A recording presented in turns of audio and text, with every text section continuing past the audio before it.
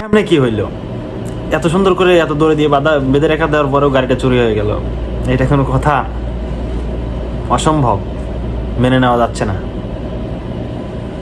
আপনারা কি বলেন?